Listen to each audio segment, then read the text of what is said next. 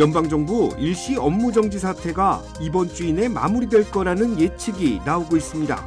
연방상원 중도파 민주당 의원들이 공화당과 협력하면서 결정권이 연방 하원으로 넘어간 데 따른 것입니다.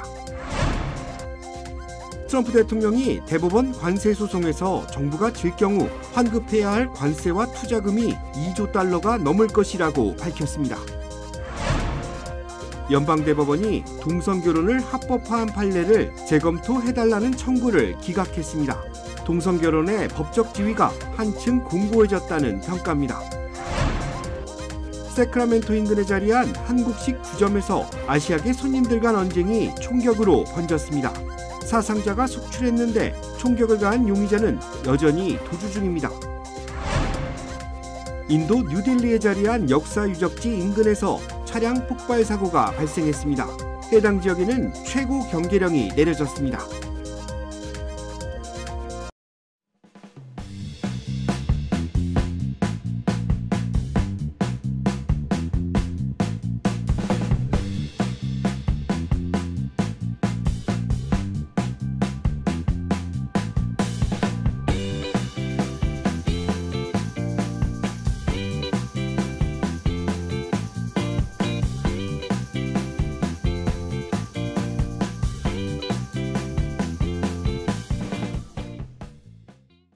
메디케어를 이용 중이신가요?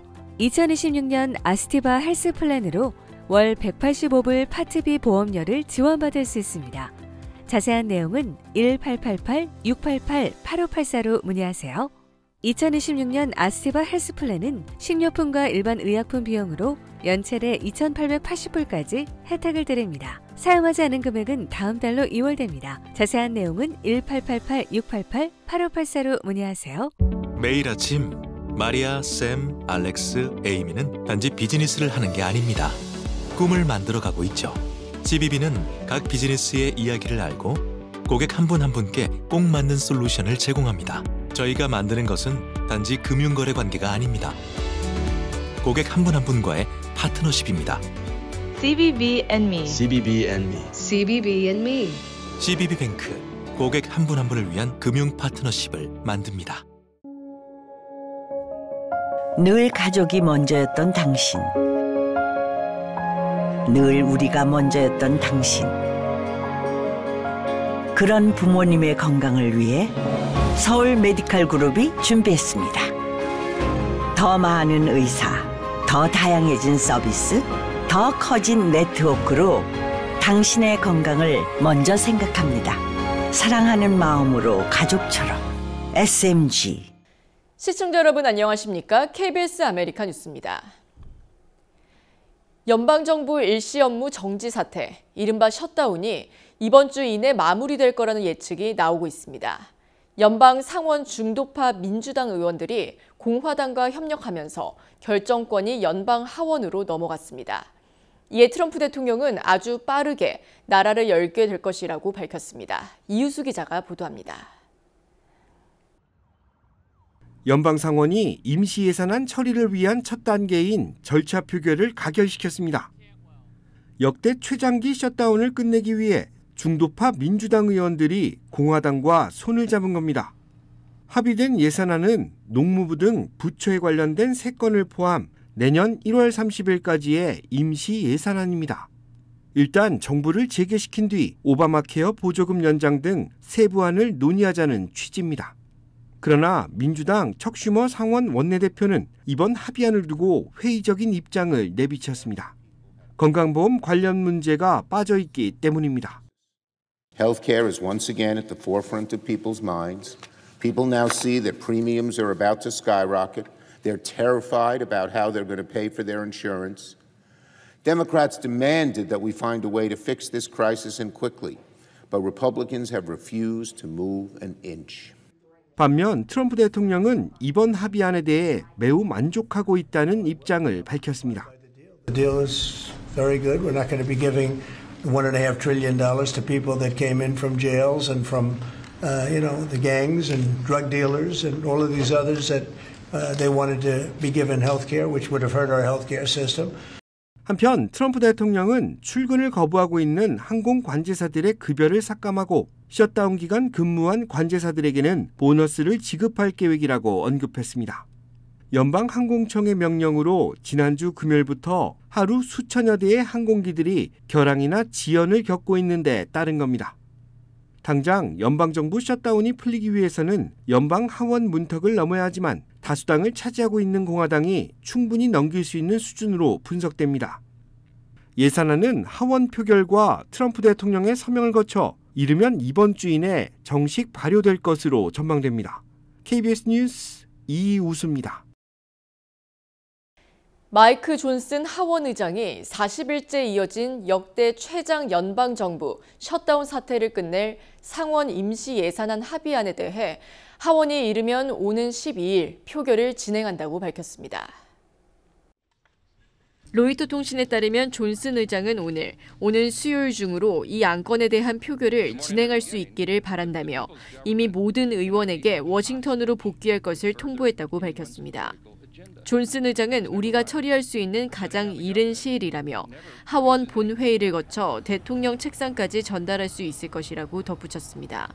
가장 큰 쟁점이었던 건강보험개혁법 보조금 지급 연장 문제는 결국 합의안에 포함되지 않았습니다.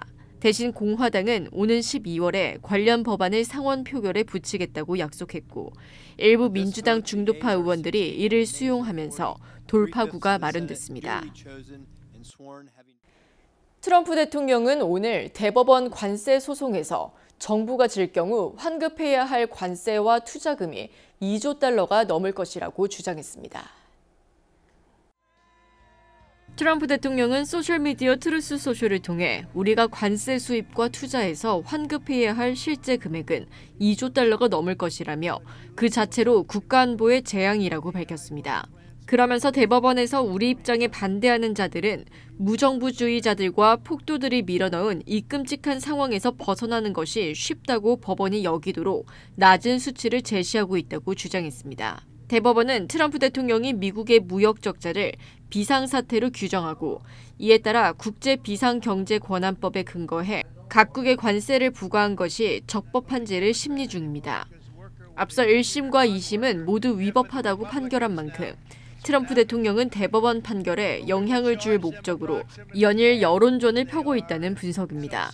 이제 트럼프 대통령은 관세 수입을 활용해 고소득층을 제외한 모두에게 최소 2,000달러의 배당금이 지급될 것이라고 SNS를 통해 알리기도 했습니다. 연방 대법원이 2015년 동성 결혼을 합법화한 판례를 재검토해달라는 청구를 기각했습니다. 보수 우위 구도에서 단 한 명의 반대 없이 만장일치 결정이 나오면서 동성결혼의 법적 지위가 한층 공고해졌다는 평가입니다. 윤범수 기자가 보도합니다. 연방 대법원은 오늘 동성결혼 합법화 판례를 뒤집어달라는 켄터키주 전직 공무원 킴 데이비스의 재심 청원을 기각했습니다. 데이비스 측이 종교와 양심의 자유를 침해했다며 재검토를 요청했지만 받아들이지 않았습니다. 이번 결정은 특히 9명 대법관 중 단 한 명의 반대 의견 없이 만장일치로 내려졌다는 점에 주목받고 있습니다. 당초 10년 전에는 대법관 5대4로 간신히 동성결혼 합법화 판결이 내려졌지만 이번에는 당시 판결에서 반대했던 존 로버츠 대법원장과 클래런스 토머스, 세뮤얼 알리토 대법관 모두 추가 이의를 제기하지 않았습니다. It's not a surprise. It is a good sign that there was not one justice that dissented in denying Kim Davis her day at the Supreme Court. Unanimous decision. I think that marriage equality is in a much stronger and safer position than almost any other LGBTQ right before the Supreme Court right now. 전문가들은 이번 결정이 신뢰 보호의 원칙에 입각해 내려진 것이라는 분석입니다. 지난 10년간 이미 100만 쌍에 달하는 동성 부부가 탄생한 만큼 이를 뒤집을 경우 심각한 사회적 혼란이 우려되는 점을 감안한 것으로 풀이됩니다. 실제 보수 재판관인 에이미 커니 베럿 대법관도 수많은 동성 부부와 자녀들이 대법원 판결에 의지하고 있는 만큼 판결을 뒤집었던 낙태권과는 다르게 접근해야 한다는 의견을 개진한 바 있습니다. 지난 금요일 대법원이 논의에 착수했다는 소식이 전해졌을 때만 해도 불안감이 컸었던 성소수자 커뮤니티는 이번 결정을 환영하는 모습입니다.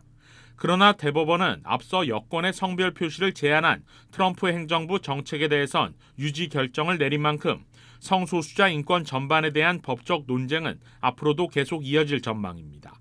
KBS 뉴스 윤범수입니다. 세크라멘토 인근에 위치한 한 한국식 주점에서 아시아계 손님들 간 언쟁이 총격으로 번져 2명이 숨지고 2명이 부상을 입는 사건이 발생했습니다. 총격을 가한 용의자는 여전히 무장한 채 도주 중이며 공범으로 지목된 여성은 체포돼 기소됐습니다. KBTV 김은지 기자입니다. 지난 일요일 새벽 1시 30분쯤 캘리포니아 북부 세크라멘토에 위치한 한국식 주점에서 총격 사건이 발생해 2명이 숨지고 2명이 부상을 입는 사건이 발생했습니다. 사건이 발생한 곳은 한국식 주점인 제트에서 발생했는데 신고를 받고 현장에 출동한 경찰은 당시 현장에서 총상을 입은 3명을 발견했으며 이 가운데 18세 킴카후인 씨가 현장에서 사망했습니다. 또 다른 남성 피해자도 병원으로 이송된 뒤 치료 중 숨지면서 사망자는 2명으로 늘어났습니다. 현장에서 부상을 당한 나머지 2명은 현재 생명에는 지장이 없는 상태입니다.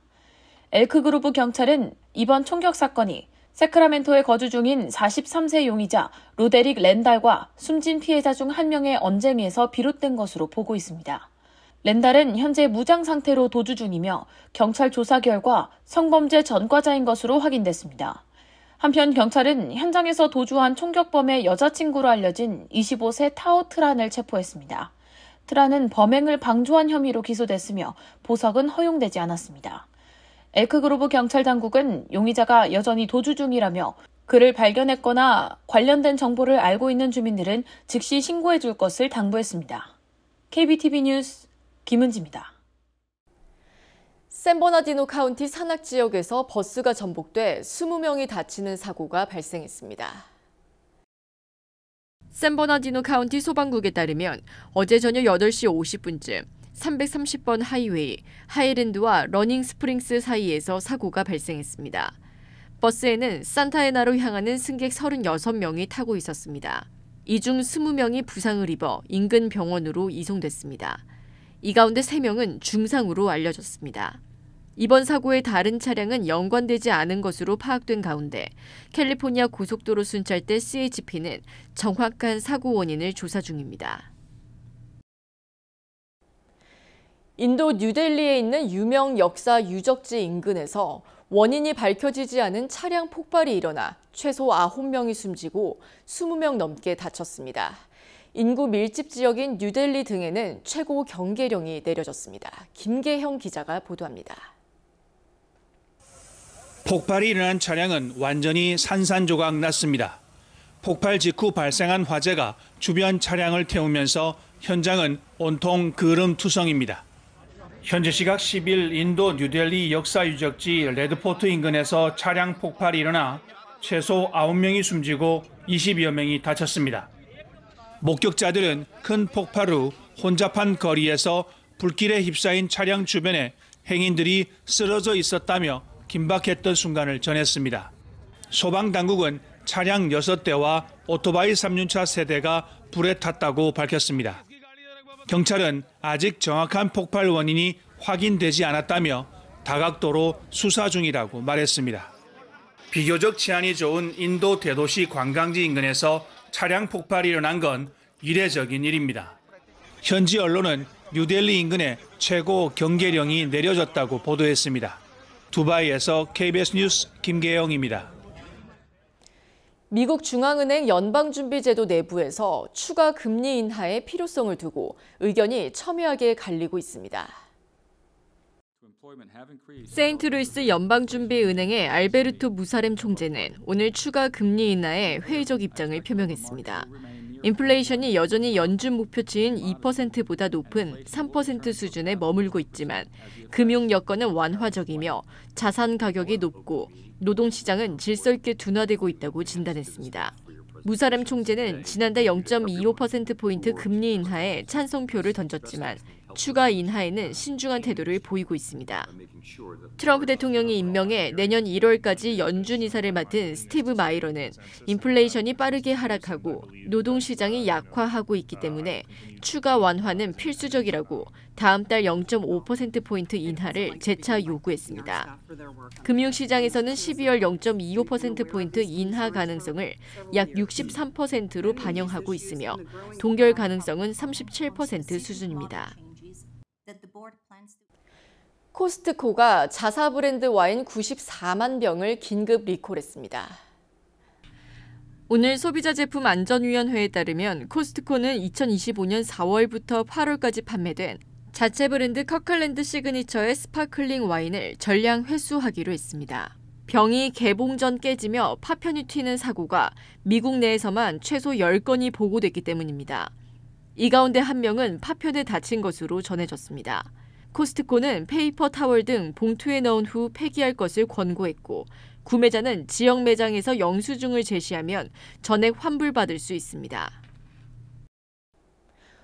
올해 초 쿠르스크에서 북한군 포로 2명이 우크라이나군에게 붙잡혔는데요. 이들이 최근 한국으로 오고 싶다는 뜻을 피력한 것으로 전해지고 있습니다. 김경진 기자가 보도합니다.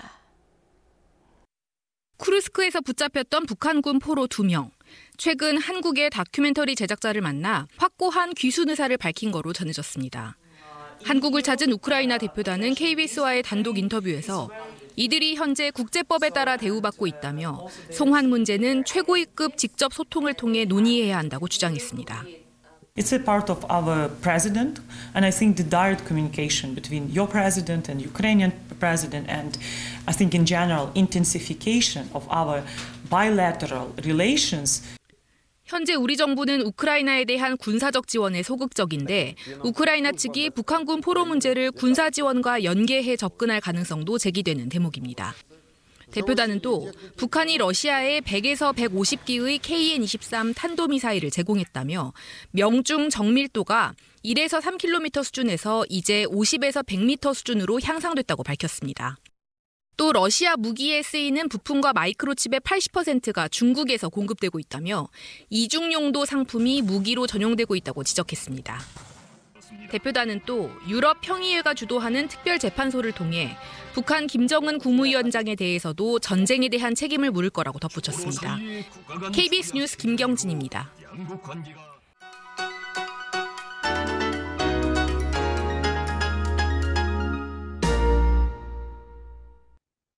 주식시장은 오늘 상승했습니다. 개장 초 몇 차례 약세로 꺾였다 반등한 다우존스로 인해 혼조세를 넘나들고도 3대 지수 나란히 랠리 모드로 마감했는데요. 그중 6개월 만에 최대 상승폭을 기록한 내스닥은 오늘 상승으로 지난주 낙폭의 73%를 복구했고 다우존스는 그 상승폭의 35% 오르는 데 그쳤습니다. 셧다운 종료가 임박했다는 기대감은 매수 심리에 불을 붙였고 패닉 바잉은 기술주들에 집중됐습니다. 특히 오늘 5.79%나 오른 엔비디아와 함께 2주 만에 전 종목이 모두 상승한 매그니피센트 세븐은 불붙은 매수 심리에 기름을 부으며 내스닥의 폭등세를 견인했습니다. 지난주 금요일 다우존스와 내스닥이 2주 최저치를 찍었을 때 나홀로 3주 최저치까지 밀렸던 S&P 500은 오늘 내스닥보다 상승폭은 작았지만 오히려 지난주 낙폭의 93%를 만회했습니다. 결국 40일째 이어졌던 셧다운이 종료를 앞두고 있다는 기대감 속에 포모 현상이 다시 발동하기 시작한 건데요. 다만 이번 주 예정된 10월 소비자 물가지수와 생산자 물가지수가 발표되지 않는 만큼 경제지표 공백에 대한 부담은 여전히 남았습니다. 또한 이번 주 시스코와 디즈니를 포함해 총 767개 기업의 실적이 쏟아질 예정이어서 변동성이 커질 수 있음을 시사했습니다. 지금까지 김재한이었습니다.